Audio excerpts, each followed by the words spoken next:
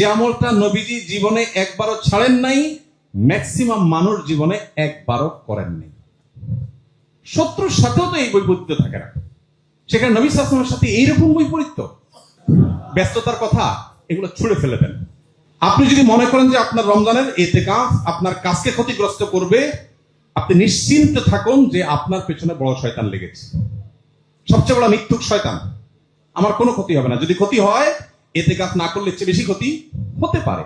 এটা ডিসিশনের ব্যাপার যে আমি ইতিকাফ করবো, সব আগে ভাগে গোছায় নেবো, কিচ্ছু হবে না। আপনি মরে গেলে কিচ্ছু থেমে থাকবে না, সব চলবে। অতএব ইতিকাফ করবো তো ইনশাআল্লাহ। 3টা আমল, আরাফাতের দোয়া, ইতিকাফের স্বাদ আর সিজদার দোয়া, এই 3টা জিনিসকে পৃথিবীর কোনো কিছুর সাথে আপনি কম্পেয়ার করতে পারবেন না, কোনো কিছুর সাথে। আপনি একটা রমজান ইতিকাফ ভালো করে করে দেখেন, আপনি যে স্বাদটা পাবেন। সারা বছর নানান এঙ্গেজমেন্ট, ফোকাস থাকে না, ইতিকাফের সময় আপনি মসজিদে আবদ্ধ হয়ে গেছেন, চাইলেও বাইরে যেতে পারছেন না, অটোমেটিক আপনার দ্বারা ভালো কাজ হবে। আল্লাহ আমাদেরকে তৌফিক দান করুন।